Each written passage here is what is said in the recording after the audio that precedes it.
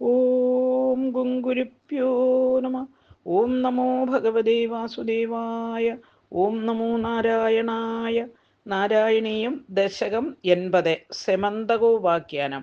ശ്ലോകം 1-2. പീതാംബരം കരവിരാജിത ശംഖചക്രകൗമോദഗീ സരസിജം കരുണാസമുദ്രം രാധാസഹായമതിസുന്ദരമന്ദഹാസം വാതാലേശമനിശം ഹൃദി ഭാവയാമി. ശ്ലോകം 1.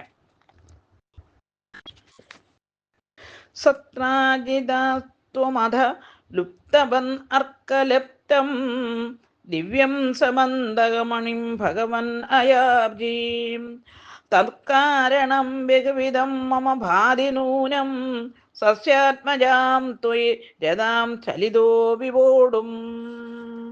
അന്വയം. അർത്ഥം: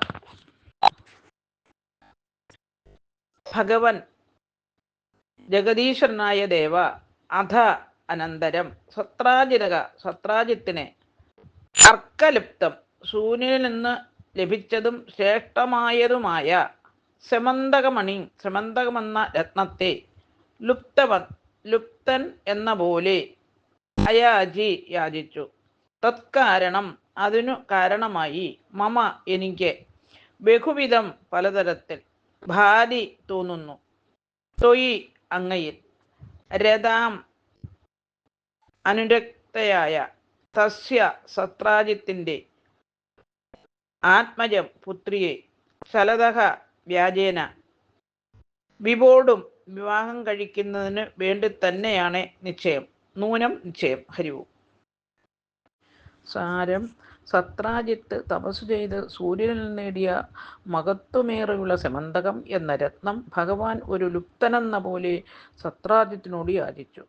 അതിന് കാരണം പലതാണ് എന്ന് ഞാൻ കരുതുന്നു. സത്രാജിത്തിന്റെ മകളായ സത്യഭാമ അങ്ങയിൽ അനുരക്തയാണ്. സെമന്തകമെന്ന വ്യാജേന അവളെ വിവാഹം കഴിക്കുകയാണ് ഭഗവാന്റെ വിചാരം. തീർച്ച. ഹരിവും. ഓം ഗുങ്കുരുഭ്യോ നമ. ഓം നമോ ഭഗവതേ വാസുദേവായ. ഓം നമോ നാരായണായ. ശ്ലോകം 2. അദത്തം തം തുപ്യം മണിവരമനേനാൽപമനസാം പ്രസേനാത്തത്പ്രാദാഗളവിവഹൻ പ്രാപാമൃഗയാം അകന്നേനം സിംഹോ മണിമഹസി മാംസഭ്രമവശാൻ കവീന്ദ്രസ്ത്വം ഹത്വാ മണിമവിജ ബാലായ ദദിവാൻ.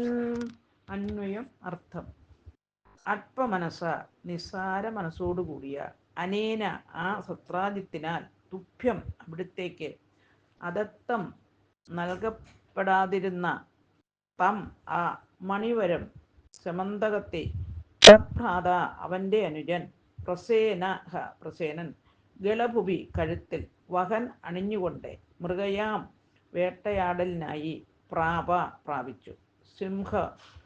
ഒരു സിംഹം മാംസഭ്രമവശാൻ മാംസമായിരിക്കുമെന്ന് തെറ്റിദ്ധരിച്ച് ഏനം ഈ പ്രസേനനെ അഹൻ വധിച്ചു.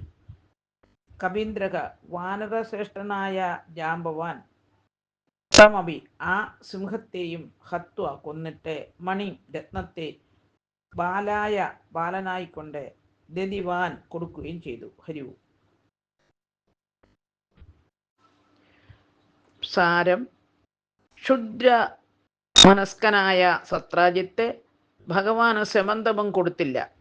സത്രാജിത്തിന്റെ അനുജൻ ഒരു ദിവസം ആ രത്നം കഴുത്തിൽ ധരിച്ചുകൊണ്ട് നായാട്ടിന് പോയി. ഒരു സിംഹം ആ രത്നം കണ്ട് മാംസമായിരിക്കുമെന്ന് ശങ്കിച്ച് പ്രസേനനെ കൊന്ന് മണിയും എടുത്തുകൊണ്ടുപോയി.